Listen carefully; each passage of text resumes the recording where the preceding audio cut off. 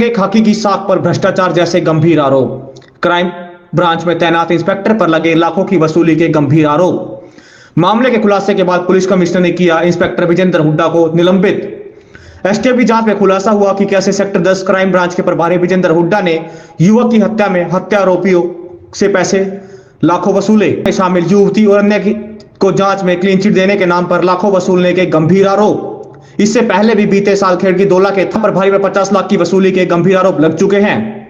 वहीं खेड़की दौला में हुई करोड़ों की चोरी को रफा दफा करने के नाम पर भी सेतिया पर गंभीर आरोप लगे थे।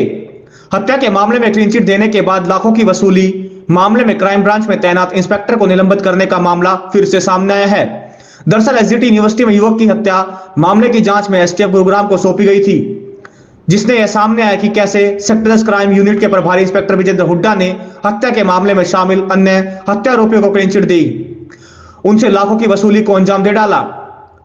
एसटीएफ आईजी सतीश बालन की माने तो शुरुआती तफ्तीश में 10 से 15 लाख की वसूली की बात सामने आई थी, जिसकी रिपोर्ट हमने एसटीएफ आला अधिकारियों को दी थी। उसी का नतीजा है कि गुरुग्राम पुलिस कमिश्नर के द्वारा क्राइम ब्रांच में तैनात इंस्पेक्टर को निलंबित करने के आदेश जारी कर दिए। बीती 8 अक्टूबर के दिन दहाड़े एसजीटी युवक की गोली मारकर हत्या करने का मामला सामने आया था, जिसमें पुलिस ने पंकित उर्फ लक्की, उसकी गर्लफ्रेंड हिमानी, उसके भाई नितेश, राहुल के खिलाफ हत्या का मामला दर्ज किया था।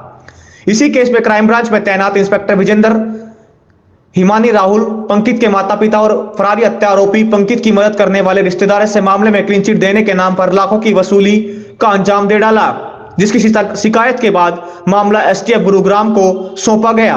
एसटीएफ ने शुरुआती तफ्तीश में इंस्पेक्टर विजेंद्र को दोषी ठहराते हुए लिखित रिपोर्ट कमिश्नर को सौंपी, जिसके बाद क्राइम ब्रांच में तैनात इंस्पेक्टर को निलंबित कर दिया गया।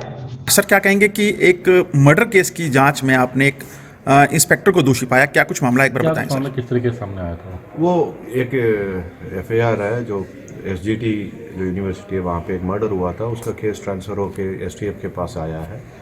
उसमें कुछ रह गए थे मुलजिम, उनको एसटीएफ ने गिरफ्तार किया है। कुछ लोग जो शरण दे रखे थे उनको अदर सेक्शंस में 212, 216 आईपीसी में गिरफ्तार किया है। उनमें पता चला हमारे आईजी मैडम ममता सिंह की तरफ एक कॉन्फिडेंशियल रिपोर्ट आया कि उसमें सीए यूनिट इंचार्ज ने कुछ पैसा ले लिया है, तो उसके बारे में जांच करने के लिए आदेश हुई थी। हमने एक प्रिलिमिनरी रिपोर्ट इंक्वायरी करी है, उसमें जो भी रिपोर्ट आया है उसको हमने आईजी मैडम को फॉरवर्ड किया है, उस पर आगे कार्रवाई हुआ।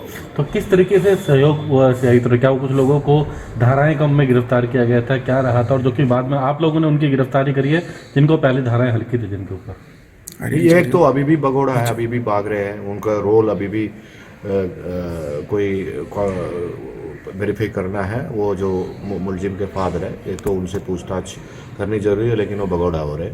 और एक दो और जो है जिनके यहाँ मर्डर करने के बाद ये अक्यूज जाके रुके हुए थे, सो उनसे लेने का ये था। उनको हमने गिरफ्तार तो किया है, 212 आईपीसी में किया है, लेकिन उनसे कुछ पैसे लेने का आरोप था और वो मैडम के पास इंफॉर्मेशन था, उन्होंने भेजा, हमने इंक्वायरी किया, जो भी उसमें एविडेंसेस आए उसको लिख के भेजा हमने मैडम को।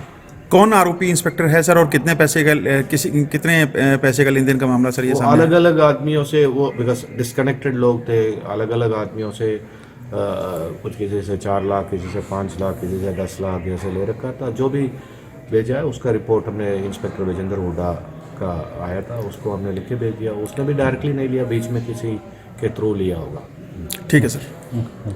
की लेटेस्ट खबरें जानने के लिए चैनल को सब्सक्राइब और बेल आइकन को प्रेस करना ना भूलें।